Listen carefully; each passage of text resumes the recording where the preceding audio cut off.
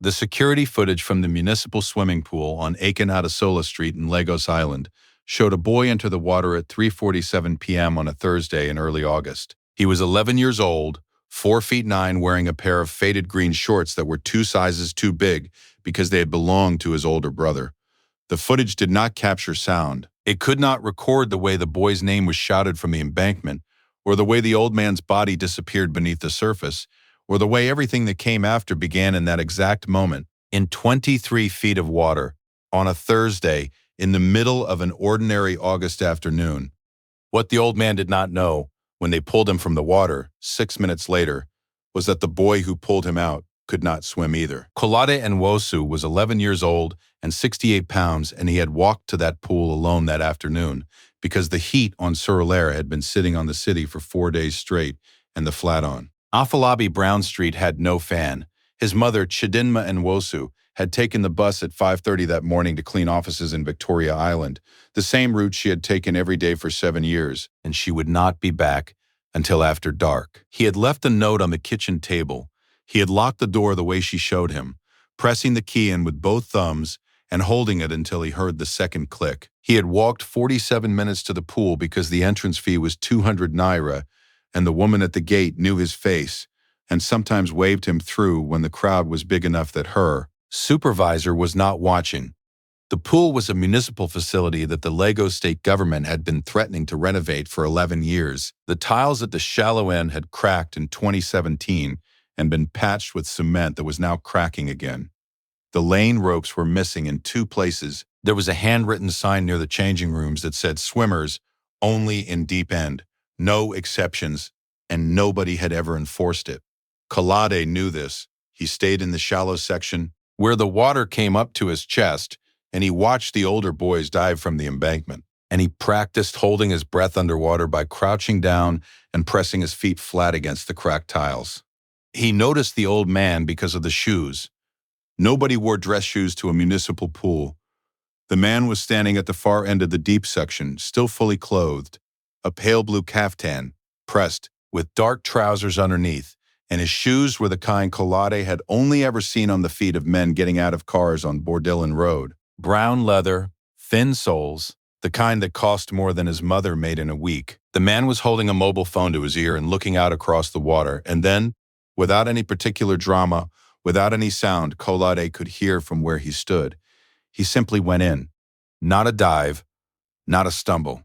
The man sat on the edge of the embankment as if he meant to rest there, and then his body listed sideways, and he was in the water, and the phone was in the water with him, and he did not come back up. Kolade stood still for 4 seconds. He counted them later when he was older, when he understood that those 4 seconds were the most important ones of his life. He looked at the man's shoes, which were still on the embankment. He looked at the other boys near the pool, who were laughing at something on one of their phones and had not turned around. He looked at the surface of the water where the old man had gone under, which showed nothing now except the small circular patterns from the entry point, spreading outward in perfect rings. He was 11 years old and 68 pounds, and he could not swim. He jumped in anyway. What happened next? Kolade told his mother later that night in the kitchen of the flat on Afolabi Brown Street was that his feet hit the bottom at the far edge of the shallow end, and he was still 14 feet short of where the man had gone under. He had pushed himself forward through the water, crawling more than swimming, using the bottom where he could reach it, and pulling at the surface with his arms where he could not. His lungs were burning by the time his hand found the old man's kaftan. He did not know enough about swimming to know what to do after that. He pulled. The fabric of the kaftan bunched in his fist, and he pulled with everything he had in his 68-pound body, and he pulled until his own feet found the bottom again, and then he walked, dragging the man behind him, until 2 of the older boys finally saw what was happening and waded in and helped him get the man to the edge. The old man's name, according to the card in the leather wallet that fell out of his trouser pocket when they laid him on the embankment, was Al Hut, Musa Dan Juma. The card had a Lagos address and a phone number, and the letters OFR embossed underneath his name in gold. Chidinma Nwosu arrived at the pool at 6:22 p.m. She had gotten the call while still on the bus coming back from Victoria Island, and she had gotten off 3 stops early, and walked the rest because there was no direct route and she did not want to wait. She walked through the gate without paying and found her son sitting on a plastic chair near the gate security booth, wrapped in a towel that one of the older boys had given him. His green shorts were still wet. He was eating a square of chin-chin from a cellophane bag that the gate attendant had opened and given him, and he was eating it slowly and deliberately, the way he ate when he was trying to be calm. She sat down next to him and did not speak for a moment. Then she put her arm around him, still in the wet towel, and she pressed her face against the side of his head. "Is the old man all right?" she said. "They took him in an ambulance," Kolade said. "His son came. He was crying." "What was his name?" Kolade told her. She was quiet for a moment. "I know that name," she said. She said nothing more about it that night. Chidinma Nwosu was 34 years old and worked as an office cleaner for a facilities management company called Bright Path Services Limited. She had been with Bright Path for 7 years and 4 months, which was longer than anyone else in the cleaning staff, and she was paid 18,500 naira per month before deductions. She was 5'3" and 108 pounds, which was 6 pounds lighter than she had been when Kolade started secondary school, because she had stopped eating lunch during work hours when the school fees went up, and she could not get both things to balance at the same time. She kept this from Kolade by eating a full plate at dinner whenever there was enough to make a full plate, and by never sitting at the table without food in front of her regardless of whether she was hungry. She had a green cloth purse with 2 inside pockets that had belonged to her mother in Anambra. The purse had a small embroidered pattern around the zipper in red and white thread, and the zipper had been repaired 3 times with different thread. Once gold, once black, once the same green as the body of the purse, so that the zipper pull was a patchwork of years. She kept her transit card, her Bright Path ID, a photograph of Kolade at age 7, standing in front of the flat in a school uniform, 2 days before his first day of primary school, and one folded piece of paper on which she had written, in her own hand, the exact amounts she needed for the next 3 months to keep them both afloat. She kept the purse on her person at all times. She did not hear from Alha, Musa Danjuma, or anyone connected to him for 6 days. On the 7th day, a man in a white Toyota Camry parked outside the flat on Afalabi Brown Street at 8:17 a.m. and knocked on the door. Chidma was still home. She did not leave for the bus until 8:45 on Tuesdays. The man at the door was young, maybe 27, and he wore a collared shirt with the top button open, and he held a manila envelope in both hands. He introduced himself as a manual personal assistant to Alhaji Danjuma. He said the Alhaji would like to express his gratitude. He held out the envelope. Chidinma looked at the envelope. She did not take it. "Is he all right?" she said. "He is recovering at home," Emmanuel said. "His doctors say full recovery. He went into the water because he became dizzy." He did not know he was near the deep end. "Good," she said. "I will tell Kolade." He was worried. She took the envelope. Inside was a card with the Alhaji's personal phone number, written in blue ink. A handwritten note that said only, "Your son gave me back my life. I am in your family's debt.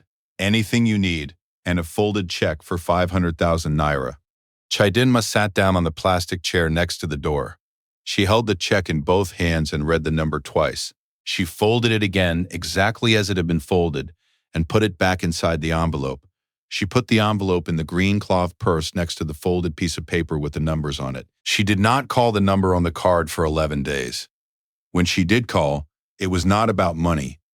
She told the Alhaji that Kolade was 12 years old now, that he was in JSS 2 at a public school in Cerulear, and that his science teacher had told her in April that Kolade was the most capable student she had taught in her 17 years in the classroom. She said she was not calling to ask for anything. She was calling because she wanted him to know what kind of boy had jumped in after him, and she wanted him to hear it from her directly so it could not be distorted later. Her voice was even. She did not ask for anything. When she finished, the Alhaji was quiet for a moment, and then he said, "I know." And then he said, "Can I meet him?" Kolade met Alha, Musa Danjuma, for the first time on a Saturday morning at the man's compound in Ilupeju. He was wearing his best shirt, which was a white cotton button-down his mother had bought from a market stall in Yaba, for 700 naira. The shirt was clean. She had washed it the night before and hung it on the window frame to dry and pressed it in the morning with the small iron that was missing one of its feet and had to be held at an angle to lie flat. The compound was behind a gray wall with a gate of wrought iron, and there was a small garden visible through the gate before it opened, with a concrete path and a row of croton plants in ceramic pots. Kolade counted 7 cars in the compound yard. He counted them because he was nervous, and counting things was what he did when he was nervous. 7 cars, 4 of which were the same model of Toyota Land Cruiser in different colors. The Alhaji was smaller than he had seemed in the water. He was 68 years old, broad-shouldered but not tall, with a gray beard trimmed to the same precise length around his entire jaw. He walked with a slight hesitation in his right leg that he had not had before the pool, his son Tabena would tell Kolade years later. He wore a white caftan and house slippers, and he came out to the path himself rather than having Kolade brought in. He walked the entire length of the path from the house to the gate to meet a 12-year-old boy in a second-hand shirt. They shook hands. The Alhaji's hand was large, and Kolade's was still 68 pounds worth. "So," the Alhaji said. He looked at Kolade for a long time. "You could not swim." "No, sir." "You knew you could not swim." "Yes, sir." "And you jumped in anyway." Kolade did not answer that one because there was no answer to give. The Alhaji nodded slowly. He put one hand briefly on Kolade's shoulder just for a moment, and then he turned and led him into the house. If this story is already sitting somewhere in your chest, stay with me, because what the Alhaji does next is the kind of thing that people talk about for the rest of their lives. Musa Danjuma was a man who had spent 43 years building things. He had started with a single logistics truck in 1981 and built a transport and supply company that by 2008 employed 1,400 people across 6 states. He had built a mosque in his home district in Kano. He had put 11 children through university, 7 of whom were not his own. He had a particular way of identifying what a thing needed and providing exactly that thing, without sentiment and without theater. When he looked at Kolade and Wosu, sitting in his parlor with the pressed second-hand shirt and the careful posture of a boy who had been taught not to disturb anything that did not belong to him, what he saw was a mind that had been given nothing to work with and was already doing everything with nothing. He did not offer charity. He offered a relationship. He asked Kolade to come back the following Saturday, and the Saturday after that, his personal library was open. If there were questions about anything Kolade was studying, the Alhaji had colleagues who could answer them. There was no formality to the arrangement. There were no requirements. The only thing the Alhaji asked at the end of that first meeting was that Kolade bring his report cards when they came. Kolade brought every one. The years that followed were not simple years. Chidinma's health faltered in 2018 when Kolade was 15, and she spent 11 days in a ward at Lagos Island General Hospital with a chest infection that took 4 weeks to fully clear and left her with a cough that lasted through to January. The Bright Path supervisor, a man named Gerald Arita, docked her pay for the 11 days she was hospitalized, which was not illegal and was not kind. The Alhaji covered the hospital bill without being asked. Chidinma argued with him about it on the phone for 6 minutes. He said 2 words, "The boy." She stopped arguing. Kolade's WAEAC results when they came in 2021 were the highest scores from his school in 7 years. 5 A1s, mathematics, physics, chemistry, English, biology. The JAM score, taken 3 months later, was 341 out of 400. His choices were listed in order of preference on the form: medicine and surgery, University of Lagos; medicine and surgery, Obafemi Awolowo University; medicine and surgery, University of Ibadan. He was 17 years old, and he could not pay for any of them. The Alhaji's son Tabena, who was 38 years old and had taken over day-to-day operations of the logistics company in 2019, called Chidinma on the morning Kolade's jammed results were released. He said his father would like to see them both on Saturday. Chidinma said she would check with Kolade. She already knew what Saturday would hold. She had known since the day she sat down with the check in the green cloth purse and understood the weight of what her son had done in that water. What she had not expected on that Saturday was what she saw when she and Kolade walked through the gate of the compound in Ilupeju. Tabena was there. 2 of the Alhaji's other adult children were there. The family's lawyer, a woman named Mrs. Constance Owusu Boateng, was seated at the parlor table with a folder open in front of her. The Alhaji was at the head of the table, in his white caftan, with his hands folded over each other, the way he always sat when he had already decided something. On the table, next to Mrs. Owusu Boaten's folder, was a single cream-colored envelope with Kolade and Wosu written on the front in blue ink. "Sit," the Alhaji said. They sat. He looked at Chidinma. "I want to tell you something I have never told anyone outside this family," he said. "My wife died in 1994. She was 34 years old. Her name was Fatiha. She was a nurse. The morning she died, she told me she wanted our children to have everything they needed to be useful in this world. Not comfortable. Useful." He was quiet for a moment. "Tubena is useful. My daughter Nana is useful. The children I have helped educate are useful." He paused. "Your son jumped into water he could not survive to try to save a life he did not know. That is not something you teach a child. That is something a child either has or does not have." He looked at Kolade directly. "You have it." He nodded to Mrs. Owusu Boaten. She opened the folder and removed a document. She read from it. "A full scholarship privately funded for 6 years of medical education at the University of Lagos College of Medicine, including tuition, accommodation, books, and a monthly stipend of 35,000 naira, renewable at the end of each academic year contingent only on passing grades. A separate education trust of 1.2 million naira in Chidinma's name, structured to pay out in monthly installments over 5 years, with no conditions attached except that she stop docking her own dinner." Chidinma pressed her hands flat against the table. Khaled did not move. The Alhaji looked at the boy across the table, 17 years old now, 5 feet 11 inches, wearing the same white cotton button-down because it still fit and he still had nowhere to wear it but here, and he slid the cream-colored envelope across the table. Inside was a letter on official University of Lagos letterhead, confirming the acceptance of Kolade and Wosu into the MBBS program, effective September 2022. It had been submitted with supporting documentation by Mrs. Owusu Boateng's firm 3 weeks earlier, when the JAM results confirmed what the Alhaji had already known for 5 years. Kolade read the letter twice. He folded it exactly as it had come. He put it back in the envelope.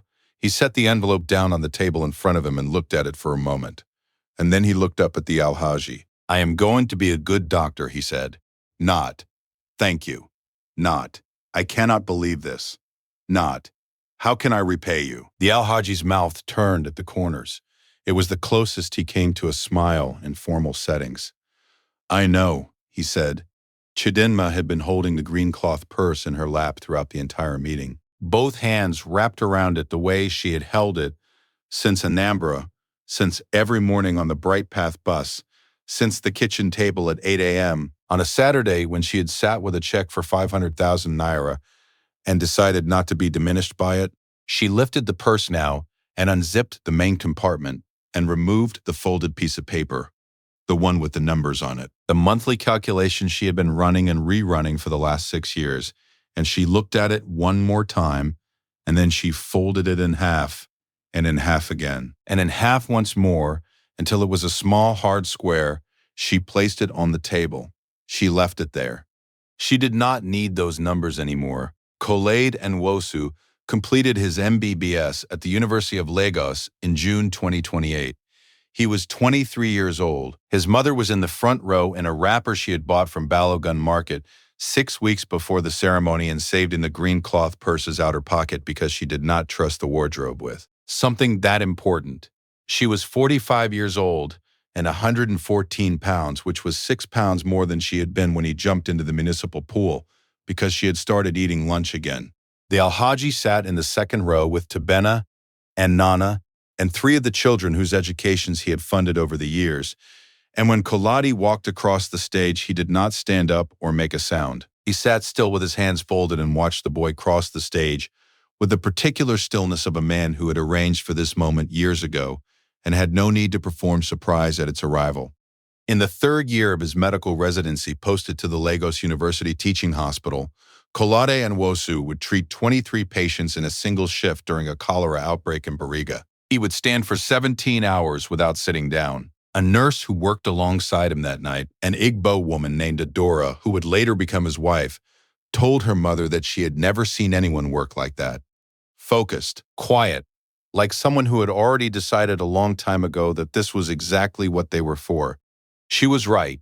He had decided at 11 years old, in 23 feet of water, when he realized that the cost of standing still was something he was not able to pay. There is a version of the world in which the Al-Haji fell into that pool and nobody jumped in. In that version, a man who funded 11 educations dies at 68 in a municipal pool on Akinadesala Street, and the lives those educations built, the doctors, the engineers, the teachers, the 12 children of the children he helped, those lives narrow in ways no one ever traces back to one Thursday afternoon. That is the version where a boy stands at the edge of the water and calculates the risk correctly. The version that actually happened is the one where the boy did not calculate. There are things in you that the world has not yet been introduced to, skills that have not found their work yet, decisions that have not found their moment, courage that has not found its water.